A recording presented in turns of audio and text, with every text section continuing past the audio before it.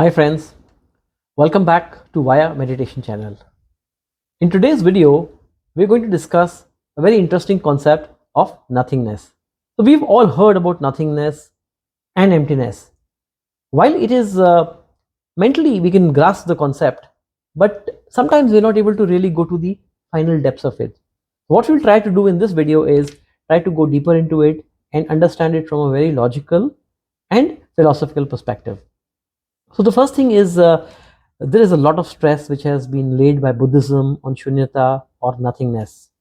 In the Heart Sutra it said, form is emptiness, emptiness is form, which means form is nothingness, nothingness is form. So why is there so much stress on nothingness? Let's start first with the world of objects, the world of phenomena where we live in. That's the first plane to begin with. So you see, if you read any wisdom tradition, you will often read that God is omnipresent, all-pervading.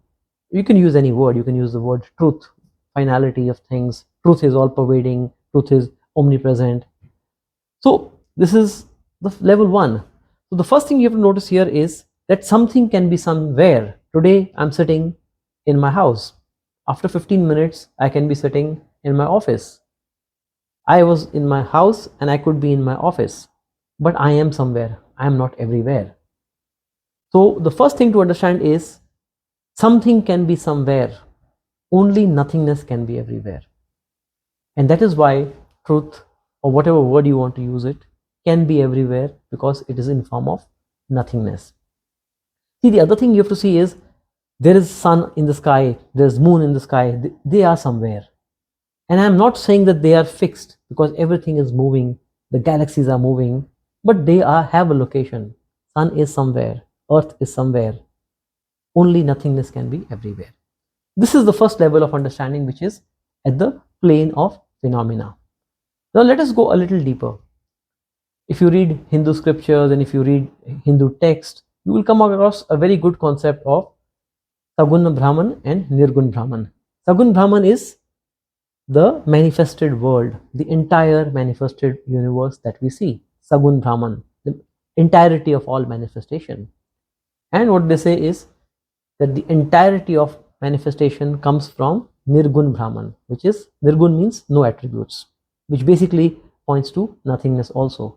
So the Sagun Brahman comes out of Nirgun Brahman, which means Sagun Brahman and Nirgun Brahman together are a part of the Nirgun Brahman, which is the part of the nothingness. So this is the point 2 of and this can also be understood from the Big Bang. Big Bang goes back to the point of singularity, which means all that you see contains the same true nature. The whole expanse of energy comes from the same source. This is the other way of looking at nothingness.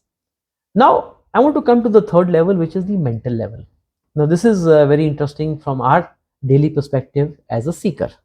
First two are very logical. You can understand that from a logical perspective also. Now, the third part is, which is the mental, which is how our mind creates the world. If you see, we get up in the morning, the moment we wake up, the world wakes up with us. When we are in deep sleep, the world is sleeping for us. Similarly, I may look at the world in one way, you may look at the world in a completely different way. So your world and my world can be two different worlds because it is us who creates that world for us. Now, what I want to say in this point is that I'll give you one very beautiful example from a lecture of Adyashanti. I was hearing his lecture once and he makes a very interesting point. He says, if I come to your house and you offer me water, and the moment you offered me water, it's a common manners or decency that I have to reply back. I will say yes or I will say no. If I want water, yes, I will say yes. If I don't want it, I will say no. He says, when the question has been asked to me, do you want water? I cannot avoid that question without making a choice. Yes is also a choice, no is also a choice. But is that really a choice? Behind that choice, you have to be fundamentally choiceless. So in the world of phenomena, when you're moving, when you're doing things, there's no way you will not make choices. You will always make choices. But those choices should be fundamentally rooted in choicelessness. What J. Krishnamurti calls as choiceless awareness, or what Adyashanti was trying to point at. is the same thing in a way. So that is the nothingness of the mind. That I go out in a restaurant, I order a pizza or I order a chow mein. Is it too different? No, it's just a choice that I have to make. Fundamentally, if in the mind I'm not craving for anything, I accept things as they come, then I am rooted in nothingness. And that is exactly what non-duality is all about. So non-duality is the nothingness of the mind. So to sum it up, nothingness is indeed a very deep concept. At a physical level, in point one, as we looked at, that something has to be somewhere. Only nothingness can be everywhere. As the universe is expanding, as this universe is expanding, all the expansion is coming out of the same source.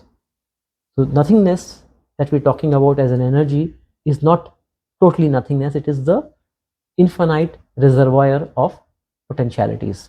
And lastly, the real nothingness or the non-duality should be in our mind. So this is my small little commentary on nothingness. Please subscribe the channel and try to spread the word, and let's try to help as many humans as possible with the subject of mindfulness. Thanks a lot.